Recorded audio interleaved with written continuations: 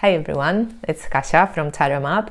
In this video we are going to be talking about my plans for now and for the nearest future. Couple of new decks that I would like to just quick showcase, and a little surprise that happened to me, and I want to just share with you because I'm bloody excited about it. Okay, let's just jump right into the video. Sit back, relax and enjoy. Okay, so first, what's happening right now? What am I thinking of? My plans for nearest future.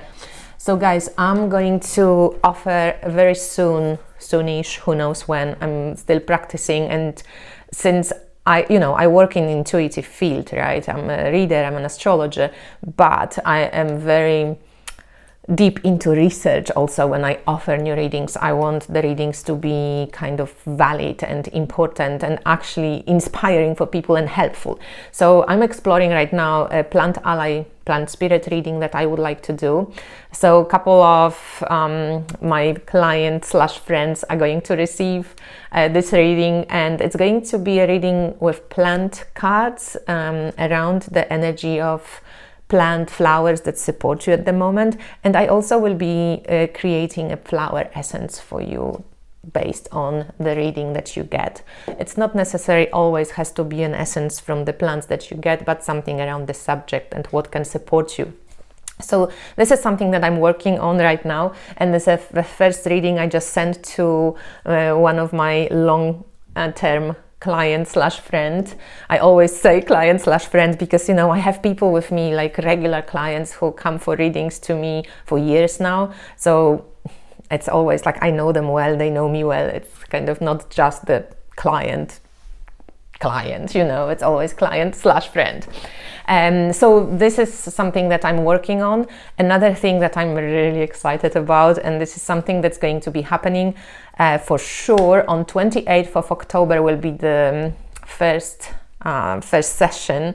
So I got really inspired by a couple of different readers like Laetitia Barbier and like a couple of different tarot readers, and just my own fascination with image, because that's why I have all these tarot cards around, because I just love art.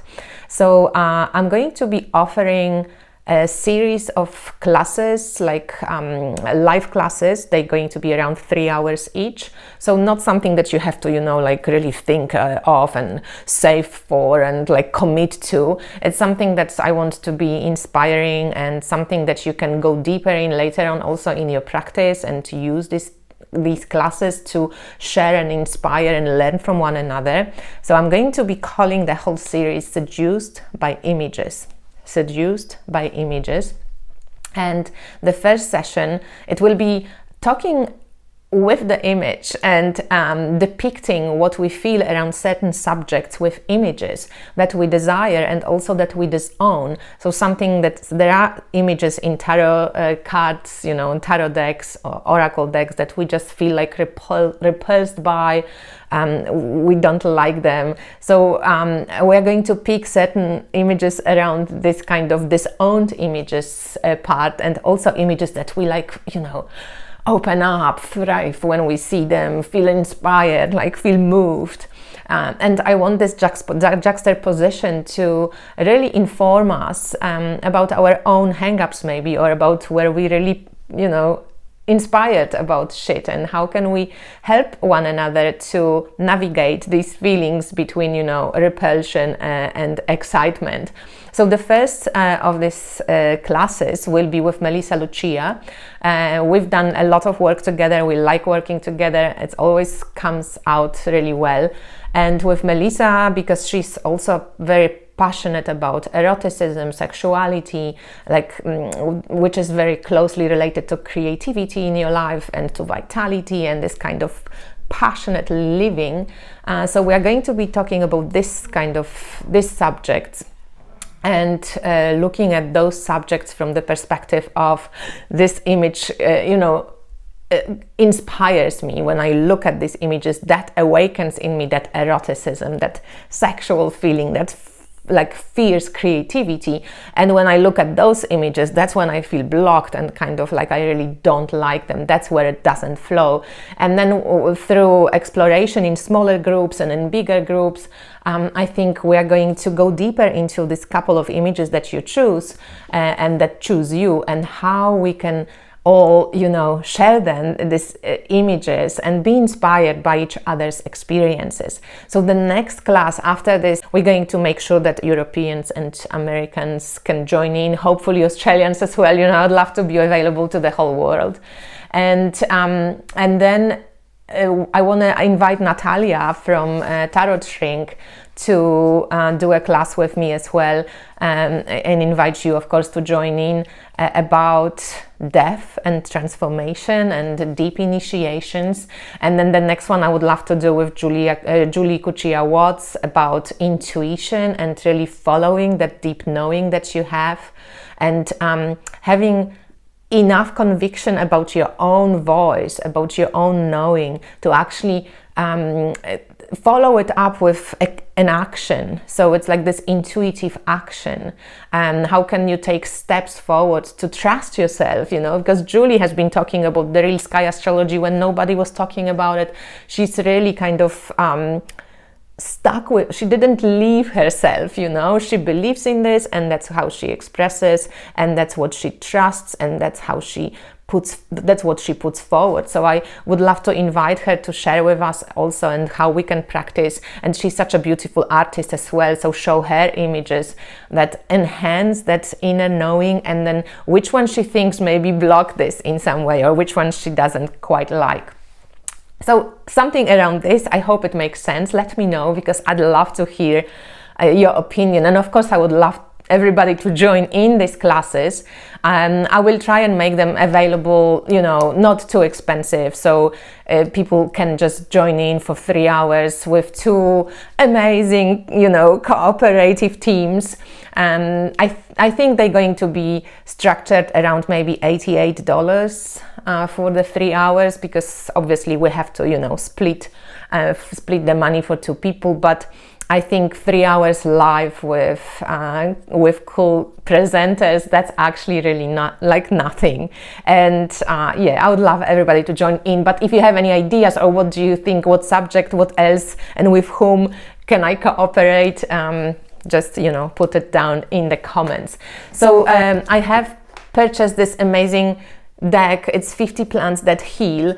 It's mass-produced deck, and it's really cool. And I constantly look on the lookout for like fun plant-based decks, because, you know, plants is my second love, or third, or whatever, one of them. And like this one is just so cool, because it's it's a photographic deck, but just how they shown the plants, it's really beautiful. It's this black background, and it's totally different. Like, you take a little pieces of the plant and put them on the, you know, on the canvas. I love it. I love how they depicted the plants. It's quite unique. I've never seen a deck which did exactly this. So it's 50 cards, and it's cool cards, like, at least for me, because they are plants that I know, they grow around me. They're not like, you know, from Arizona or California or something. They like European plants. So for me, wonderful, because they grow around me, I can work with them. It's really important to me to have a deck with plants that I can actually go out and find. I love connecting it with this intuitive Goddess Tarot, because it also has black background, so it looks really cool. It's also, if you would want to connect 2 of those decks, it works really nice with dead gems as well. So if it's not too much on the plants, because obviously dead gem is plant spirit deck as well, but it looks really nice with this 50 Plants That Heal. Dead gems is such a beautiful deck. So yeah, that looks really cool. And then Ash from Ash Tarot, she created this Estrella Tarot deck, and she has sent me her deck for a review, so I can share with you. It's called Estrella Tarot, and it's Tarot de Marseille based deck. It's really beautiful. I'm going to do a full review of it, but Yeah, it's in the coins specifically. I think a lot of people of African descent will love it because she uses cow shells. And yeah, I know that, like, you know, this is a Yoruba-based tradition, and religions often use this in divination. So I think a lot of people who are connected to these religions will be happy to see it. The deck is really inclusive, it's colorful, it's printed on the linen paper, it's quite thin, so, you know, you can bend it quite easily, so just be careful when you get it, but it shuffles great and it's light, it's easy to use. You know, I'm kind of really becoming more and more fan of those thin cardstock rather than the thick ones, because it's just so much easier to actually use. So it's very colorful, it's really beautiful. I noticed that also she uses like this tiny little dot in the minors, that you always know which one is up and which side is down. So if you use reversals, for example, it would be easy to know if the card is up or down. The dot is always appearing on all the minors except for the cups, because obviously with cups, you know. So yeah, this deck is really cool. It's very colorful. It makes me just, you know, smile. It's happy. Different faces, different skin colors, different oh, what fell down? Oh, full fell down. He hides nothing. So yeah, it's inclusive, different body types, different skin colors. It's really cool, really, really cool. So this is Ash's new deck. Anything else? I'm like just bombing myself with awe of how beautiful this star card is. It's a card from Tarot Masonique, and this was the first deck that actually I swapped with Natalia, and that's how we met. So look how amazing this star card is. And it has that printing that has this gold kind of reflective foil on the gold color. And I don't know, I just put it out and it's on my table. I look at it every day. I love the planets, and it's beautiful, and the colors just makes me go out and watch the constellations. Again, I invite you to, I'm still doing and enjoying and deepening my constellational readings, so I invite you to check my website for the spiral astrology reading, which is with 13 constellations of the ecliptic. So your time of, you know, your sun sign can change, and it's just a different look at yourself from more evolutionary development kind of perspective, in my opinion. I use the constellations and I use the astrological realms. My traditional Western astrology readings are also a really great way to look deeper into yourself, what cycles you in, what are your talents, gifts, and so on, in this earth paddock, you know, on earth. What did you choose to learn? What did you choose to develop? I think both of these readings are really valid. They can be very helpful for anyone who is trying to like learn more about themselves. So I highly invite you to take a look at my website and take a look at these readings. I love doing those readings. I'm passionate about astrology. I've been doing astrology since 2005 and actively and practically, constantly, you know, checking on myself, on my clients. I trust astrology. I trust Western astrology because I know there is a big, in our community, you know, Patrick and Julie, they fierce supporters of real sky astrology. I love real sky astrology, but I have to say that I don't agree with saying that like Western astrology is not valid, or it's a lie, or it doesn't work. Like, not that it doesn't work, like, but I keep hearing, you know, that this is a lie, it's a system. Like any fucking astrology is a system, if it's constellational or not. One is more a living system connected to the stars. The Western astrology is connecting to the seasons, and you can see it outside of your, like with your naked eyes. So yes, every system is a system for a reason, to make it observable, to make it repetitive, and I think both of these astrology systems work. So as much as I am passionate about constellations and stars, and for all of us to be more aware than signs and constellations astrological signs and constellations are two different things right now. Maybe they used to be, you know, they used to be one, and it would be lovely if they still were one. So yeah, I hear that plead and the passion that like Patrick and Julie put forward. I really agree with this as well, and I would love to see it reconnect again, because astrology is the connection to the skies, connection to the stars. But we cannot say that the Western astrology is not connected to the sky, because it is connected to the sky. It's connected to the dance of Earth and the Sun, and how when Earth circles around the Sun, what's going on Earth then, you know, it's all from the perspective of Earth. So it's also celestial. It's just not connected to the fixed stars or to the constellations. And that's how it is. But it still works, and it still gives us a fascinating perspective.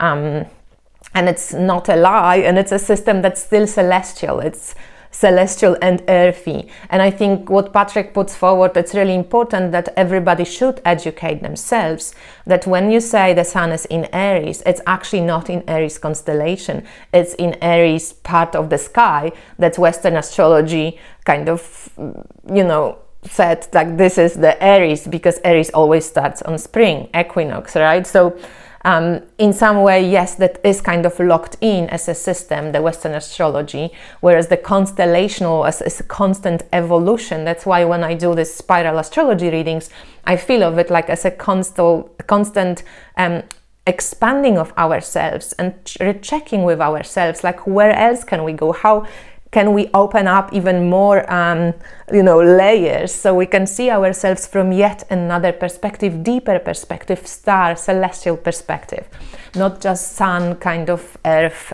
connection.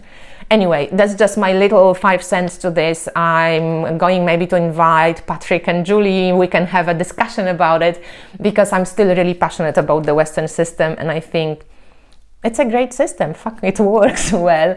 But I'm really passionate about the real sky astrology as well. And I'm just one of those people. I can fucking connect systems. I'm not disowning the systems that, you know, I find a new one and like, I love both. Like, why not use both? I love both. But my brain can take it. I can understand that some people would just be, no, I find that this is not connection to the stars and I don't like it. I totally understand it. I totally support it as well. I don't have an issue with it. But from my perspective, I just love both systems, because I know how well Western astrology works, and I know how well the system is connected to the Earth and it's connected to the Sun, and how well that system depicts what cycles we are going through. And yes, it is locked in, but so is any fucking system, really. Anyway, my 5 cents. And tell me what you think. I'd love to hear from you. And I speak to you soon, guys. Yeah, see you soon. Oh, one more thing. I'm actually going to Croatia for 2 weeks, so please be happy for me, because that was a big decision, because obviously there is a huge list of things that need to be done in my house before winter hits, but we just decided we don't want to hate the house. We need a break from, you know, being here and constantly thinking what needs to be crossed over the list. So we decided really at promptu to book ourselves a little apartment for 2 weeks in Croatia, in our favorite spot on Pelješac, and that's where we're heading very soon, in a couple of days. Really, it was very impromptu decision. And then we're coming back, and on the 7th of September, which is like next week or something, or week after, next week, I'm going to have an interview on Inspired Tarot Map with Ellen Lorenzi, Prince of the Dark Goddess and Crown Tarot and Minoan Tarot. Oh my god, I so love her deck. So I'm going to binge on her her energy with her, and talk about her decks and about her work and how it all came to be, you know. So yeah, I'm really excited about it, and I have to thank Julie Kuchia Watts for this, because she is just like incredible. I fucking love you, Julie, and thank you so much. I'm so happy like our paths crossed, and for that, I love this community, and I love internet, and I love social media, because other than that, we would never kind of get to meet one another, you know, being in 2 different continents, 2 different countries. So yeah, I'm so excited about talking to Ellen, and thanks Julie for putting the message forward to Ellen, so that, yeah, she said yes. And guys, I'm going to advertise it, but 7th of September, mark the date. It's going to be probably like around 7 p.m. CET time, so European time. So please check 7 p.m. CET, what's this converted to your time. I think it's around 11 or 10 a.m. PST time in US. But yeah, check it for your own location, and hopefully you can join us live. I hope the internet in Croatia will allow me to do this. Jesus, fingers crossed. Anyway, I'm chatting. Bye.